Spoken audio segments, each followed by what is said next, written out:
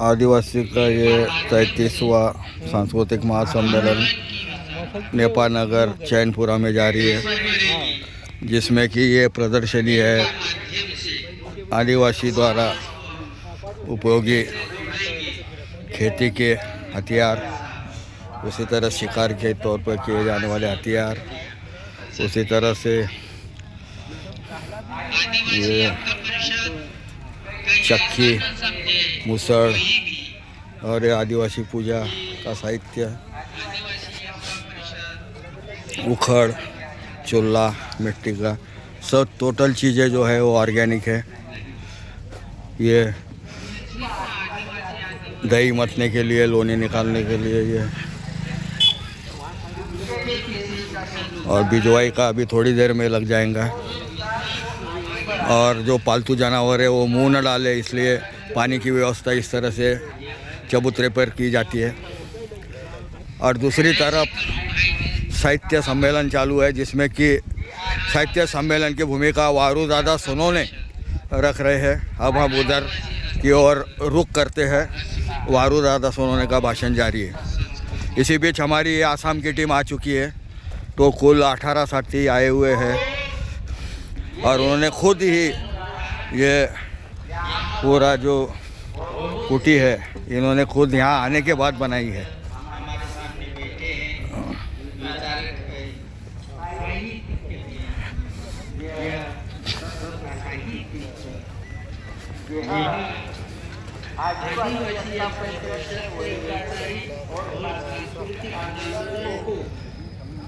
ये दुनिया का सबसे, मैं कहूँगा कि शानदार नृत्य, बिहू नृत्य, तो ये बिहू घर फोरम आसाम, उसका बोर्ड रंगाया जा रहा है।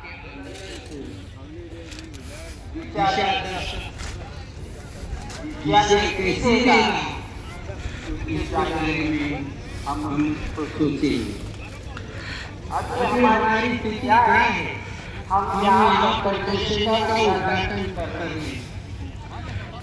कर रहे थे, तो सांस्कृतिक आंदोलन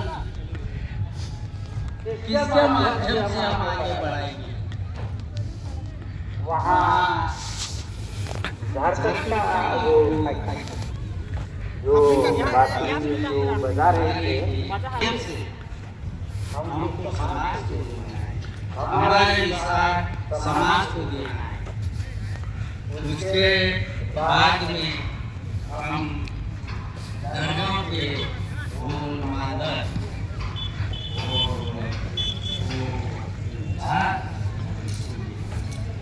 हरेक की थाप क्या बोलती, मादर की थाप क्या बोलती, ढोल की थाप क्या बोलती, ये सब का मिलन से, सबकी एकता से एक ऐसा सुर निकलता है, तो अपने आप अपने पैर ये ताल धरने लग जाती है। तो वैसी ताल हमको अपने समाज में जोड़ना है, और जोड़ के फिर हम ये समाज को आगे बढ़ाना है। बहुत से लोग, बहुत सी संस्कृति, हम आदिवासी संस्कृति बचाना चाहते हैं और कोई हमारी संस्कृति खत्म करना चाहते हैं। ये इनके बीच में चल रहा संघर्ष है। ये संघर्ष को समझ लेना चाहिए। ये आदिवासी संस्कृति को नष्ट करने के लिए हमको नीचा दिखाएंगे, अरे रे विचारिए, ऐसा उनको लगता है हमारे के ये, हमारे उनके मन में हमारे प्रति दया की भावना उमड़ रही है। ऐसा भाव ये करते थे। हमारा समाज अनुभव इस बात से हमको उनके ओर आकर्षित होते हैं और उनका कहना मान लेते हैं। उनका कहना मान लेने के बाद हम आज देखते हैं कि हमारा जो खजाना था, सांस्कृतिक खजाना था, वो लुप्त हो गया, लुप्त हो रहा है। और ऐसा लुप्त होते होते अभी हम उनकी संस्कृति पर गर्व करने लगे। हमारे जो पढ़े लिखे लोग हैं, हमारी शादी ब्याह करना है तो बमन लगाने में अपना सम्मान समझते हैं, बमन लगाने में अपना सम्मान समझते हैं और हम उसकी तरफ खींचे जाते हैं। हम हमारा और हमारे बेटे का हमारे घर दार में उनके द्वारा सब व्यवहार करने लग जाते हैं, क्योंकि वो चीज हमको कहा है और मानकर हम उनका कहना मान जाते हैं और हम अपनी संस्कृति को भूल जाते हैं और उनकी संस्कृति का स्वीकार कर लेते हैं। अभी हम मेले में जा रहे थे, एक हमारी महिला दीदी राजेश जी को बोल रहे थे हाजा के दादा, राजेश जी बोले था हाजा। ये हमारा अभिवादन है। हम एक दूसरे से मिलते तो हाजाज के, वारलाज के, हारो हाय का ऐसे अभिवादन थे। वो अभिवादन धीरे धीरे लुप्त हो रहे हैं, वो हमारा खत्म हो रहा है। एक हम ये सांस्कृतिक जीवन में ये जो वाद्य रखते हैं ये भी कहीं लुप्त न हो जाए और हमारा जो जीवन है, फला फूला जीवन है, वो कहीं पतझड़ की तरह, पेड़ के पत्ते की तरह खत्म न हो जाए। इस तरह से हमको अपनी निगाह रखना चाहिए और साहित्य में अपना जो साहित्यकार होगा, जो अभी अपना साहित्य के लिए आगे आ रहे हैं, वो साहित्यकार हम क्या लिखेंगे? हम साहित्य बन गए तो हम अपना विचार किसी विचारों से प्रभावित है क्या? ऐसा प्रभावित विचार से अगर हम साहित्य लिखते हैं, वो आदिवासी समाज को न्याय नहीं दे सकता है। आदिवासी संस्कृति जिन मूल्य के आधार पर जी रहा है, श्रम, समूह और सहकार्य के आधार पर जी रहा है, प्रेम विश्वास के आधार पर जी रहा है, यह मूल्य हमारे बीच से लुप्त तो नहीं हो रहे हैं। अगर लुप्त हो जाएंगे, ये समाज सुना हो जाएगा। हमारा ये भीम सिंह पवार अभी आएगा कल। भीम सिंह पवार अपना नारा लगाता है, भीम सिंह पवार अपना नारा लगाता है, का बाजा जिसका बाजा वही इस देश का राजा हो, ऐसा वो नारा लगाता है। इस तरह से वो अपनी संस्कृति पर गर्व महसूस करता है, लेकिन ये गर्व पर अपनापन जो जीवन का जो खजाना है, वो कहीं न कहीं इसको खत्म किया जा रहा है। हम जन्म से कैसे नाम रखते थे? पहले लिमड़ी, पानसी, टिमरिया, उमरी, इस तरह से विसर्ग से जोड़कर हमारे बच्चे का नाम रखते थे। वो हमारा नाम रखने की परंपरा खत्म हो गई। अभी राजा रजवाड़ा के नाम ही देवी देवता के नाम से नाम रखने लग गए, पिक्चर देख के हीरो के नाम से नाम रखने लग गए हैं, और इस तरह से अपने नाम रखने की परंपरा भी खत्म हो रही है। तो ये समाज को अपना इसकी ओर ये करना है। अगर हमारा खेत में कोई चिड़िया खा जाती है, बकरियां खा जाती है। जिसका बाजा वही राजा। संरक्षण के लिए जबरदस्त बोला।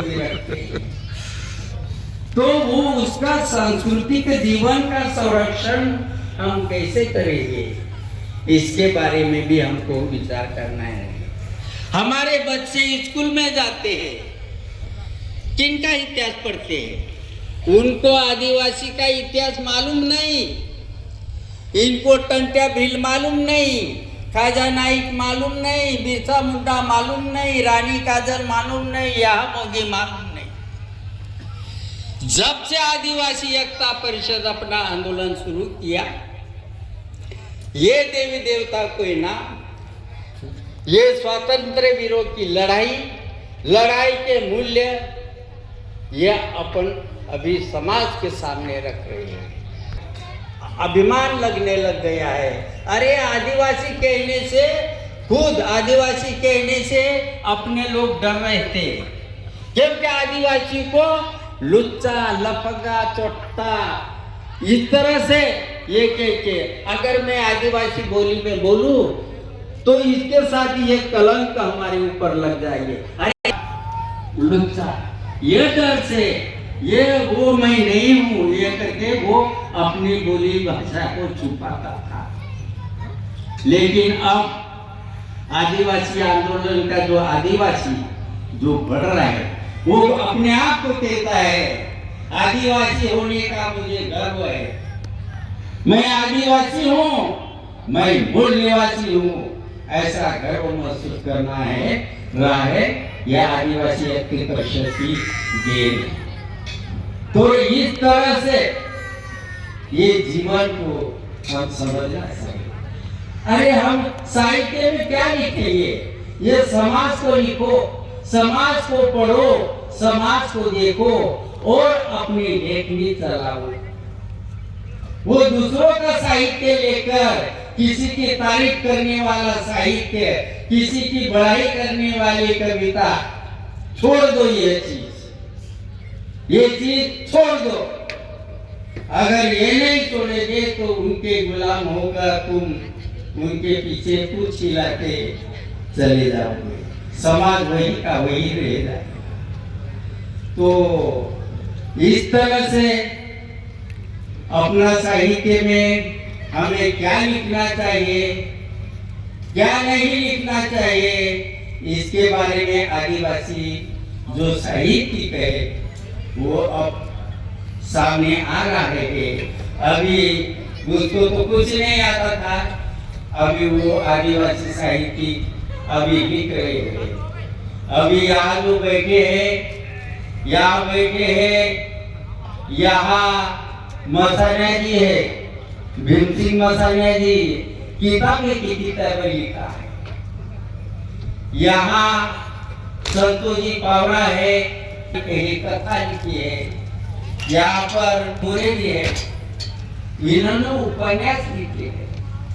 और बहुत से लोग अभी कथा लिख रहे हैं, नाटक लिख रहे हैं, एकांकिका लिख रहे हैं और अपने जीवन का सौंदर्य क्या है वो उसमें बता रहे हैं। इस तरह का साहित्य लिखे हुए हैं और ये साहित्य अब सिर्फ समाजी नहीं, ये पाठ्य पुस्तकों में भी आना चाहिए।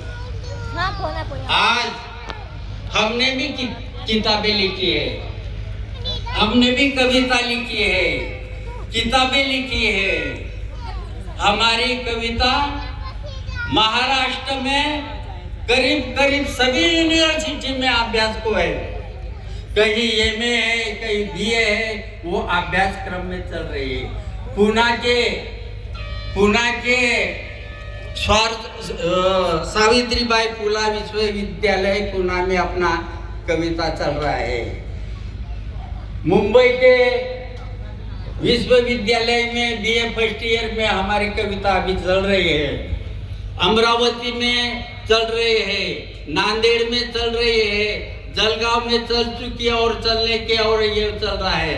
इस तरह से, और इतना ही नहीं, कर्नाटक में भी वो साहित्य चल रहा है। इधर राजस्थान में जोधपुर यूनिवर्सिटी में कविता आई थी और अभी देहरादून यूनिवर्सिटी में भी हमारी कविता अभ्यासक्रम में लगी है। अरे हमको क्या नीचा दिखा था, हमारा साहित्य पढ़ो, तुम नहीं पढ़े होगे तुम्हारे बच्चे पढ़ेंगे, इसका हमको गर्व है। और इसलिए अभी मैं इतना ही यहाँ बोलता हूँ, मेरे 2 शब्द यही खत्म करता हूँ। आभार दादा। अगला